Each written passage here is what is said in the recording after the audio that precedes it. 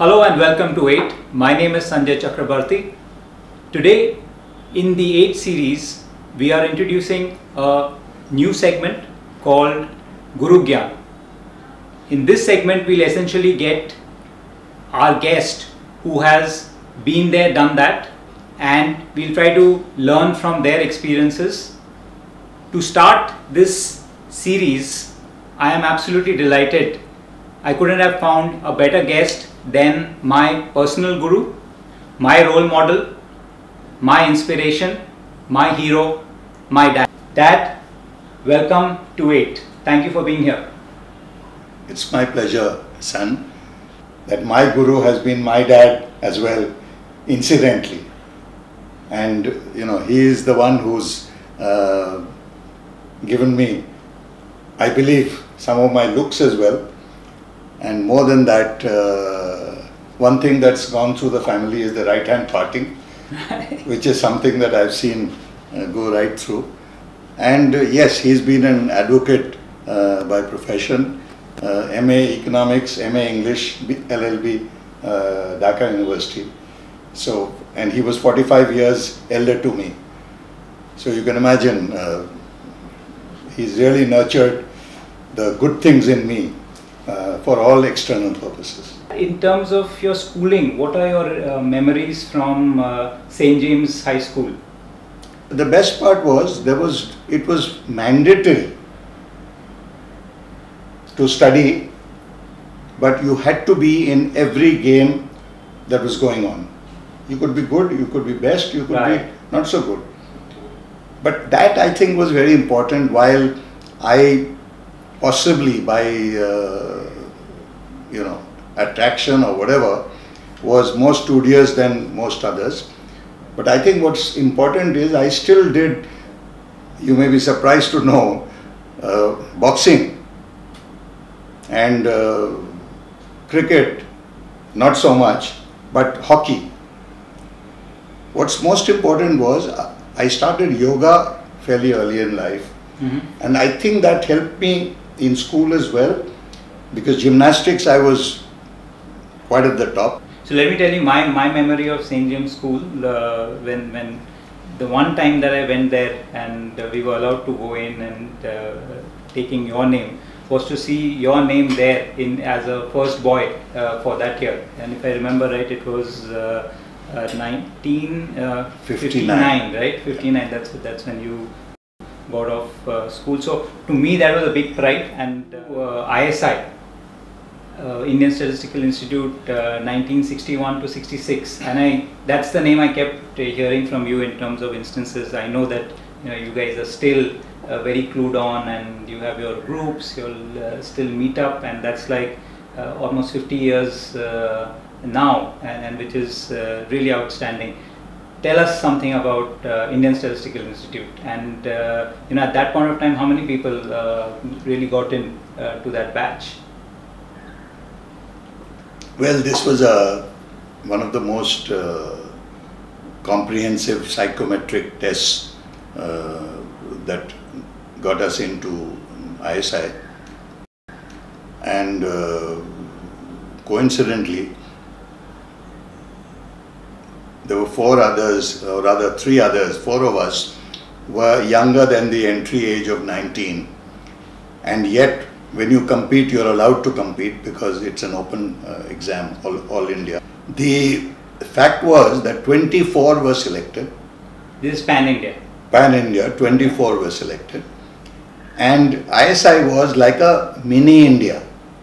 Right. No, but let me get to the experience in terms of learning standpoint. What is it that, what sort of experience? You mentioned that great batchmates, select few Pan-India, great teachers, and what about the curriculum? What is the type of experience did you get? Was it more theoretical, or did you kind of get a practical experience as well? Well, everybody would be familiar with P.C. Mahalanobis, Prasanta Chandra Mahalanobis, the most well-known FRS, Fellow of the Royal Society of Statistics. And he was like the father of statistics in India. And The entire course was outlined by a German person, J.B.S. Haldane, Haldane, Professor J.B.S. Haldane, who was so impressed by PCM wherever they may have met. He came down to India and he was like the mentor for this entire course, and he never went back. Interesting.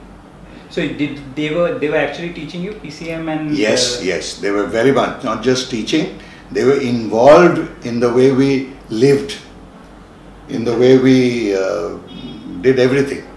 And specifically in the first 2 years, it was compulsory to learn and do well.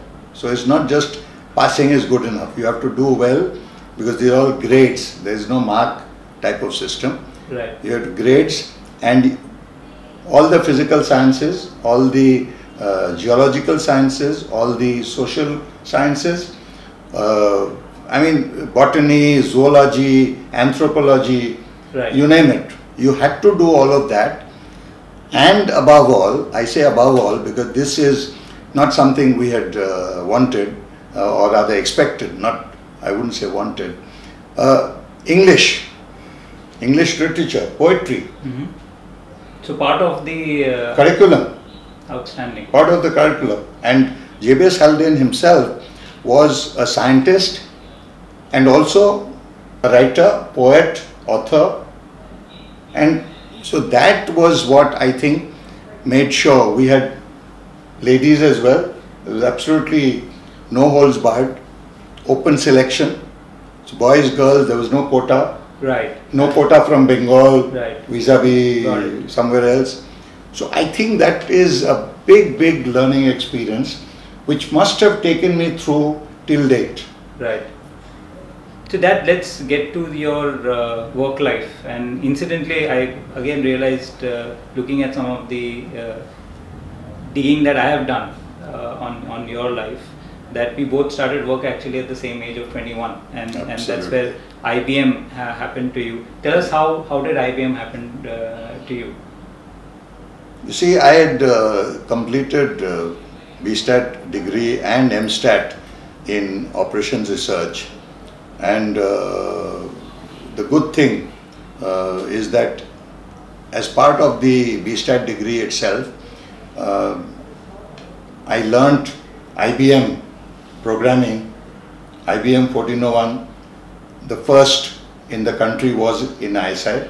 Oh, okay. Which was being used for statistical planning, 5-year plans and national sample survey.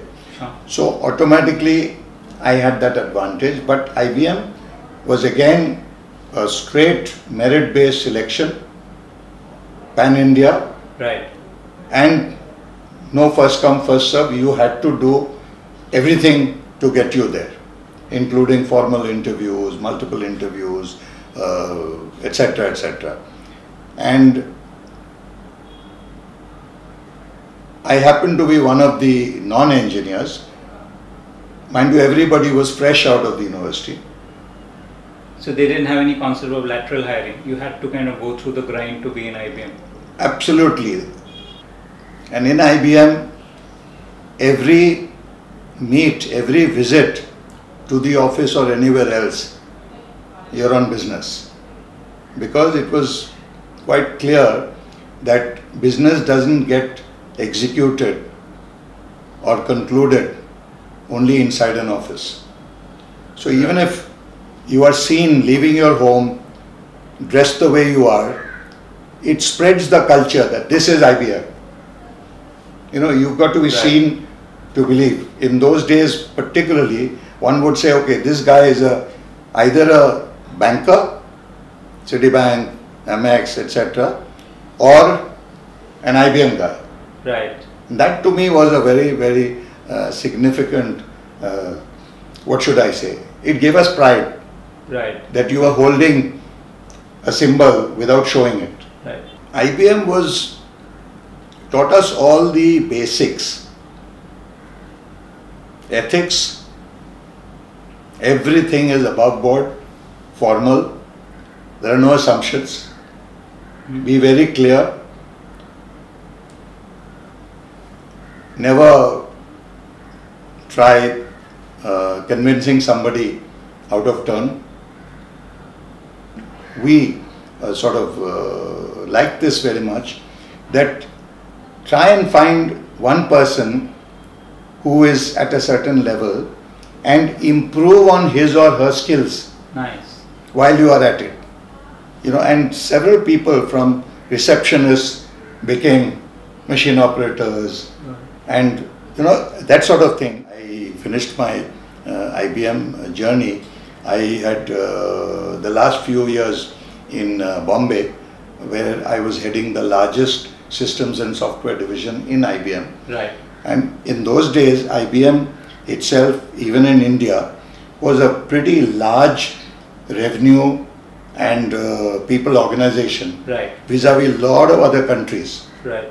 So it was a very large setup in that sense. So moving on, 78, late 78 to 81, the whole stint with NDDB, National Dairy Development Board, and working with the legend, the man who brought in the white revolution into India, Dr. Kurian. How was it working with him? It was challenging because he was a visionary and not just a manager. As chairman of the National Dairy Development Board, he was simultaneously chairman of the Indian Dairy Corporation. So we had the dual responsibility of being director here as well as director there. And the whole thing was, it was a 100% government body, but it was extremely important to understand that it had to run more precisely than the best firm in the world. Mm-hmm. And everything that I learnt at IBM was to the T and better. IBM, you could possibly fail a bit, catch up in the next. Here there was no such options for two reasons. One, there was no questions on resources, but you have to do the best planning, Mm-hmm. monitoring and implementation, come what may. But for the vision and perseverance of Dr. Kurian, I couldn't have done it either. Right. Two, he made sure that I was no exception. I couldn't sit in the ivory tower in the campus where the computers were. I had to visit practically every district and villages of Gujarat to set up these milk collection systems. Dr. Kurian's thing was that he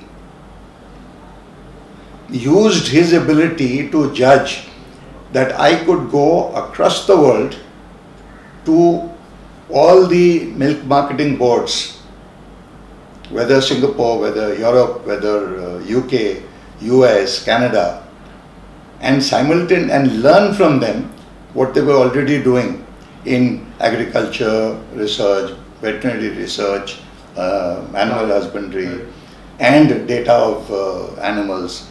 And so that was something that was a huge amount of money and time that was spent, and this was all Ford Foundation grant that we were getting. And I was also at the same time going and meeting and interviewing and selecting foreign consultants to come to NDDB and spend annual terms to be with us to do all this computerization, etc. And they were part of my team. So it was a global team automatically. Coming back to IBM, 1981 to 1988. Tell us, and I guess that was your first sales role, really moving away from what you were doing earlier. So how was it? How was that experience? We started with a bang, thanks to the type of effort that we put in. and we had some solid partner who was doing the local stuff. So we established a partner, and then we went in and beat HP in a global tender to do the conversion of Dnata, DNATA, the largest sales GSA for travel then and even now. So I think that gave a very, very solid start. So that was one of your early wins. That would be absolutely huge. Yes, right. Yes, big. Got it. I mean, in those days, millions of dollars. Right. And this was complete computerization. Got it. You know, it was not a conversion in that sense, because we had to actually, the two different computers don't really talk to each other. Right. With this, we did a lot of other conversion in Oman, and we did extremely well. We grew the business, and we perfected the fact that we could do 80-90% of the job in Bombay. Outstanding. And only 10-20% on site. So nobody could beat us to our prices. Right. And we were still making significant profits for the type of business we were in. Got it. I was charged to set up the first geospatial conversion data center. Interesting. Inside SEEPS in Bombay. Got it. And this was joint venture with AT&T. Wow. The biggest of big telecom of those days. Right. So, you know, a joint venture with AT&T is unheard of. With so much happening, how did Dynos really happen? Which was your next phase, moving from 1988 to 1993, right? I'll back up 2 years, and in 1986, Mr. Shyam Sundar Agarwal called me and Thomas Kuruvilla, we went together, and he wanted me to convert that. Right. They had a wine to convert to IBM 4341. Oh, so that was, you basically drove that project, Same thing. Got it. So for 2 years I was a consultant on behalf of IDM. Got it. So what drove you to joining Dynos? I know you were extremely fond of both Mr. and Mrs. Agarwal, but you know that's a change, moving from really a company that you've been now part of for years. What made that change happen? See, what was important was the commitment of Shyam Sundar Agarwal to grow the business multifold. And he of course had a vision which took me a while to understand. And when he offered me this position on the board, they were running Dynos Club credit card business, they were running Dynos Business Services, Dynos World Travel, and everything was like, you know, his passion. Right. But what was important was that Shyam Sundar Agarwal was extremely keen to increase credit card revenues, minimize the risk and the payouts, and therefore maximize the bottom line. And Mrs. Agarwal was charged with increasing the network of the Dynos Business Services. Right. And Dynos World Travel, of course, wasn't meant to grow big, but for everybody who came into DBS, starting from Coca-Cola to Titan to all the big names, all the big names, synergy between they start off there, right, and only for their travel, exclusive for their travel. Got it. This used to work. So it was a very specialized type of thing. Got it. But we also did some global packages, tour packages, etc. I took on all responsibilities except finance and accounts, etc. And this was the entire responsibility that the Joint Managing Director, Mrs. Agarwal, was holding. I perfected whatever little I knew of marketing in terms of product quality, in terms of innovation, Right. in terms of merchandising, completely, so much ahead of what I learnt in IBM. But there must have been others in IBM doing all that, but I wasn't in that role. Tell me something more about, you've spent a lot of time with clients in the Middle East. So could you share one specific thing that people wanting to do business in Middle East, what they should follow? See, what is extremely important in the Middle East is upfront, be very clear, precise. Doesn't matter the consequences of not winning, but be very sure of what you're going to commit and make sure you are better than what you commit. Because that's something, whether written or otherwise, they will hear you, they trust you, and once they trust you, they will give you all that you need to deliver. Interesting. Extremely important. From 96 to 2010, wherein you played the executive role, you were the joint managing director at Rolta. How was it getting back and working for a listed company? I guess that was the only thing that was missing from your portfolio. Deputy managing director. Sorry, deputy managing director. So how was that experience? See, the good thing was I was able to use everything that I learnt all the way, and the fact that I was one of the very few non-engineers, Right. much lesser than in IBM, in Rolta. Right. Starting from the chairman himself, who's an engineer. Except for accounts and people like that, everybody was an engineer.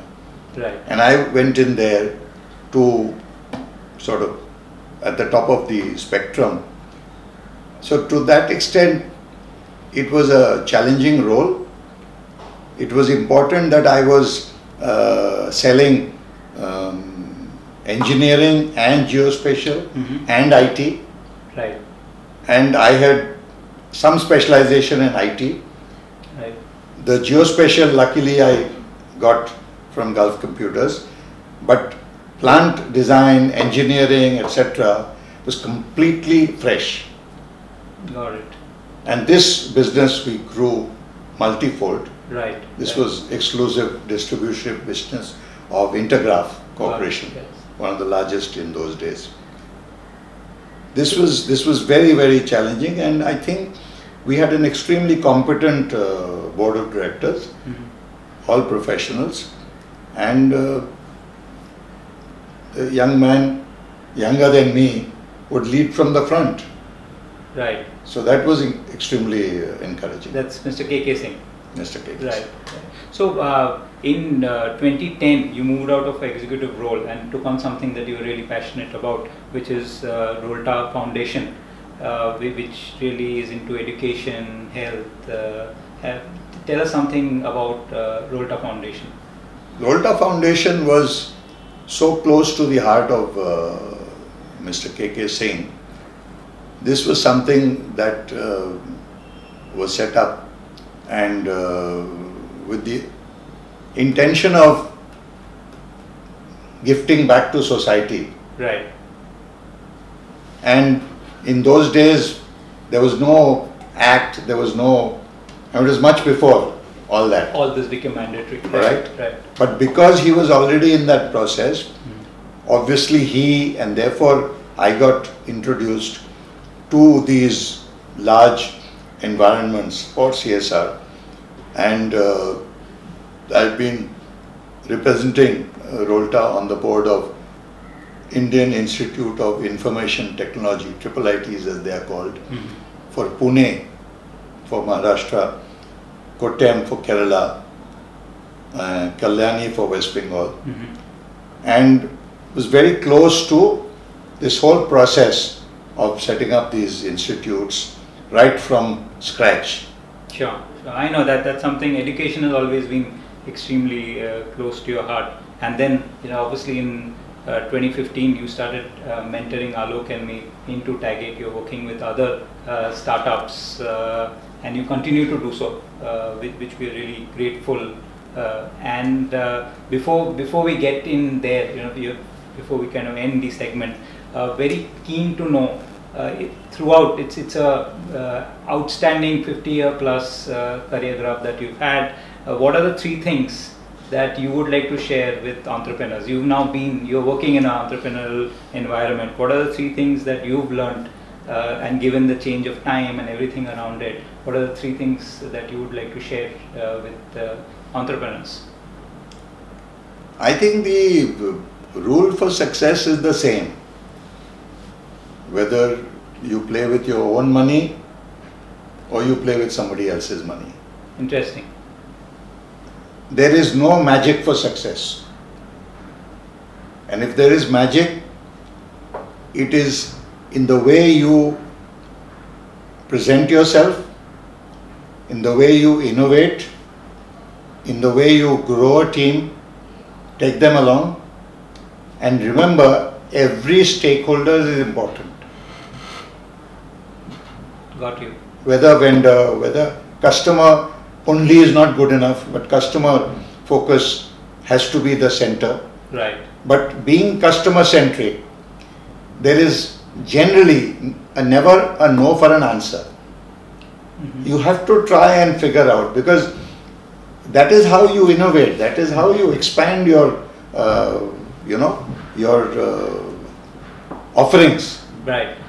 Any regrets that you want to share now, or you're comfortable in stating? Anything that comes at the top of your mind?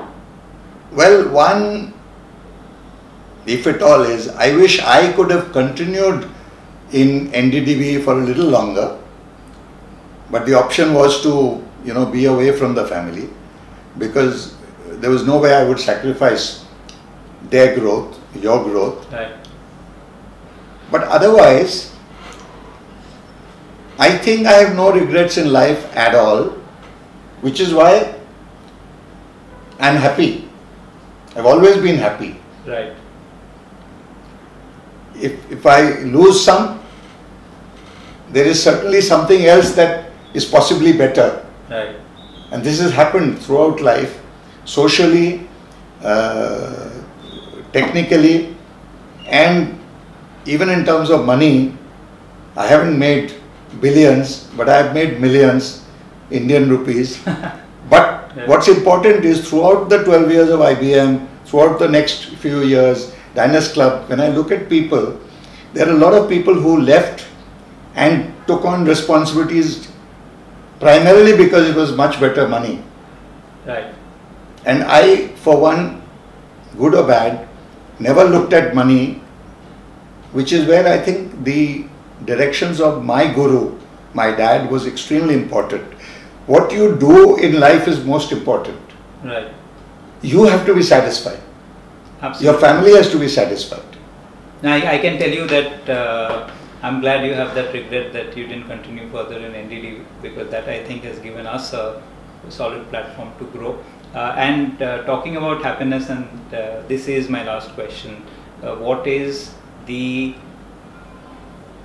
happiest memory in your 50-year plus work life? What is that one thing? I know that's a really tough one to answer, but again, top of your mind. See, work-wise, I think I've had several big wins, and there's no comparison, because sometimes a few lakhs can be more satisfying than a few millions. But socially, I think the birth of our first grandchild, right, my daughter's daughter, who's now all of 18, and then the twin grandchildren, boy and girl, that you and Vinita have, I think to us that was seeing ourselves in them. right, And I see you missed us out of the equation, but that we'll kind of look at later on. And that, thanks so much for your time, and I am pretty sure you will in near future definitely will have something more happy than what you just mentioned. Thank you so much. good. It's a pleasure. Thanks.